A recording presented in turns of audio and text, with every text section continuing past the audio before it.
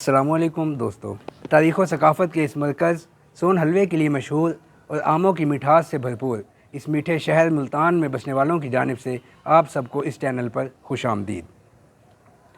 दोस्तों, आज हम बात करेंगे इस मुल्तान शहर की पहचान और फलों के बादशाह के नाम से पहचाने जाने वाले फल आम के बारे में। इसकी तारीख़ तकरीबन 5000 साल पहले इंडिया में मिलती है, जहाँ से ये फल नॉर्थ अफ्रीका, साउथ अमेरिका और मिडल ईस्ट में पहुँचा। इसके नाम के बारे में बहुत सी रिवायात मशहूर हैं, जिनमें सबसे ज़्यादा मशहूर ये है कि मलाई लोग इसे मांगा के नाम से पुकारते थे, लेकिन जब ये फल केरला आया तो वहाँ पे पुर्तगीज़ लोगों ने इसे मैंगो के नाम से मुतारिफ़ कराया। ये फल ना सिर्फ अपनी खुशबू और अपने मीठे जायके की वजह से दुनिया भर में मशहूर है, बल्कि इस फल की वैरायटीज़ इतनी ज़्यादा हैं कि ये अपनी एक ख़ास पहचान बनाता है। दोस्तों, आज इसी फल की वैरायटीज़ और उसके बारे में हम बात करेंगे। हमारे साथ मौजूद हैं हमारे एक एक्सपर्ट जनाब मोहतरम मोहम्मद इमरान साहब।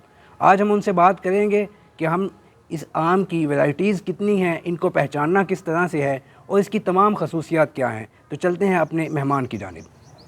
अस्सलाम वालेकुम इमरान भाई, आपके टाइम का बहुत बहुत शुक्रिया। हम आपसे ये जानना चाहते हैं कि हमारे बड़े सगीर में आम की तकरीबन कितनी अक़साम पाई जाती हैं?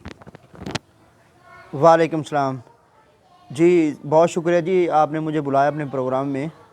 जनाब का बहुत बहुत शुक्रिया जी। आपका पहला क्वेश्चन जो था कि आम की कितनी अक़साम हैं, आम की अक़साम के मुतल्लिक़ मैं आपको बताता चलूँ कि आम की तकरीबन 1200 अक़साम पाई जाती हैं पूरे दुनिया के अंदर, पूरी वर्ल्ड के अंदर, बल्कि 1200 प्लस अक़साम ही कह लें।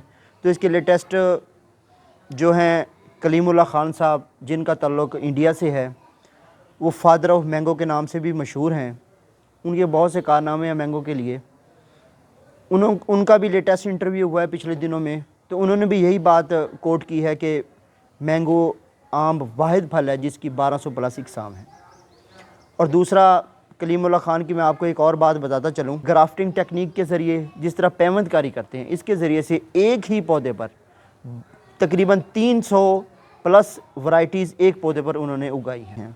और दूसरा, हमारे इलाके में मुल्तान में आम तौर पर जो पाए जाने वाली मशहूर अक़साम हैं, वो उनमें सिंधड़ी, मौसमी चौंसा, लंगड़ा, दुसेरी, रटौर, शान खुदा, फजरी।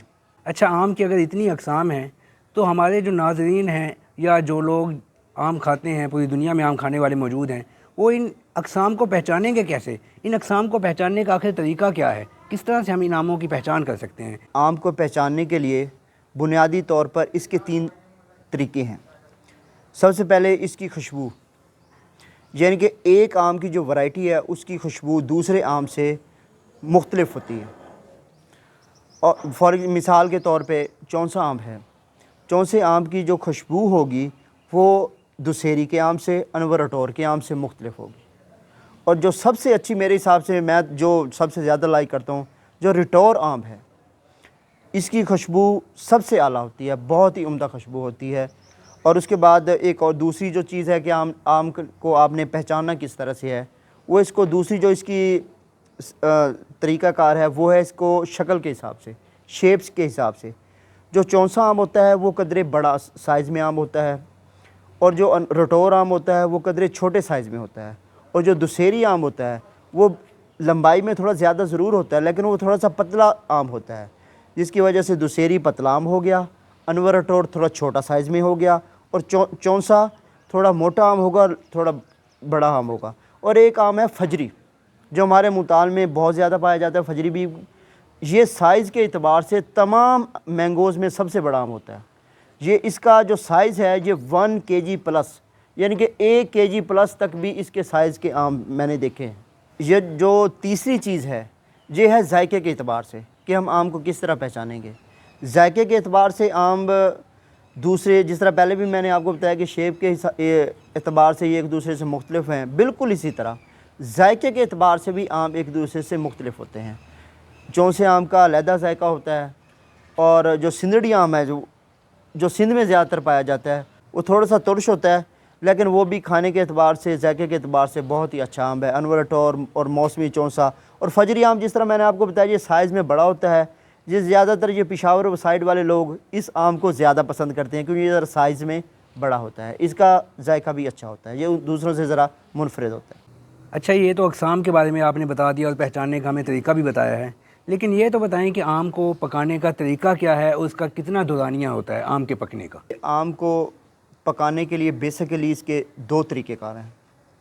एक तरीका ये है कि आम दरख्त के ऊपर ही तैयार हो जाता है, पक के नेचुरली तैयार हो जाता है दरख्त के ऊपर ही, वहीं से आप उसे पके हुए आम को तोड़ के इस्तेमाल कर सकते हैं। और इसका एक दूसरा तरीका है जो पाल के ज़रिए हम आम को पकाते हैं।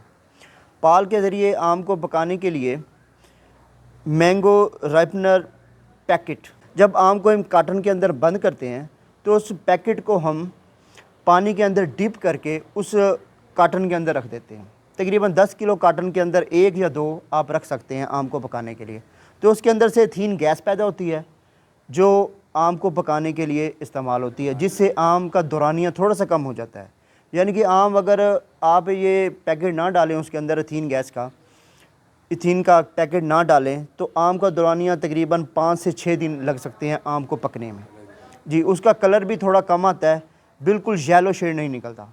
अगर आप ये पैकेट इस्तेमाल करेंगे तो इसका दौरानिया भी थोड़ा सा कम हो जाएगा, यानी कि आम 3 से 4 84 से 96 घंटे के अंदर आम पक के तैयार हो जाएगा और इसका कलर भी बिल्कुल येलो होगा, जो देखने के लिए बहुत अच्छा लगेगा आपको।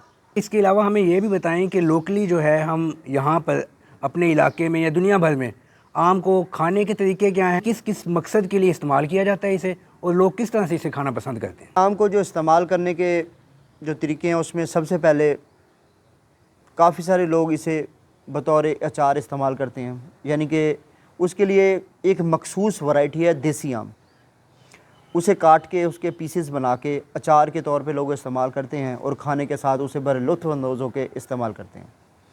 और दूसरा खाने का तरीका है वो है, बल्कि पीने का कह लें, मिल्क शेक बना के आम का ना, जिस तरह हम दूसरे फ्रूट्स का मिल्क शेक बनाते हैं बिल्कुल इसी तरह आप आम का मिल्क शेक बना के इस्तेमाल करेंगे, पिएंगे तो वो बहुत ही मज़ेदार होगा, बहुत ही डिलीशियस होगा, बहुत ज़ायकेदार होगा।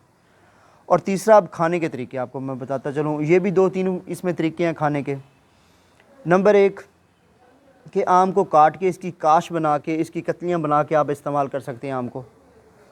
दूसरा, आम को छील के, यानी कि आम को पूरा जिस तरह एज ए आलू को हम छीलते हैं बिल्कुल इसी तरह इसको आपने छील लेना हर साइड से ना। उसके बाद इसके स्लाइस बनाने छोटे छोटे टुकड़े, उसे किसी भी बाउल में रख के काट के फ्रिज के अंदर रख दें। वो 15 से 20 मिनट के बाद फुल ठंडा हो जाएगा। उसके बाद आप इस्तेमाल करेंगे तो इंशाल्लाह बहुत मज़ा आएगा। और इसका एक तीसरा तरीका, वो एक देसी तरीका है। वो तरीका इस तरह से है कि आम को लें, पक्का बिल्कुल रेडी हो आम, उसको आपने दबाना चारों साइडों से ना। जब दबाने के बाद बिल्कुल वो नरम हो जाएगा, उसके बाद आपको उसको चूस के जब खाएंगे उसके खाने का भी एक अपना ही टेस्ट है। वो एक लोकली तरीका है हमारा, यानी कि ज़्यादातर ये तरीका हमारे इलाके में कह लें बागों के अंदर जो लोग आम खाते हैं वो ज़्यादातर यही तरीका इस्तेमाल करते हैं, क्योंकि उनके पास छुरी कांटे वगैरह इस तरह की फैसिलिटी नहीं होती। इस तरह वो देसी तरीके से आम की वैरायटी से लुत्फ़अंदोज़ होते हैं। जी इमरान भाई, बहुत बहुत शुक्रिया, आपने हमें वक्त दिया और अपने मखसूस टाइम में से, अपने अहम टाइम में से हमें टाइम दिया, तो इसके लिए हम आपके बहुत शुक्रगुज़ार हैं। तो अगली वीडियो में दोस्तों हम अब बात करेंगे बेस्ट मैंगो इन पाकिस्तान, और उसके लिए भी हम अपने मेहमान को ज़रूर रहमत देंगे। तो तब तक के लिए हमें इजाज़त दें। अल्लाह हाफ़िज़।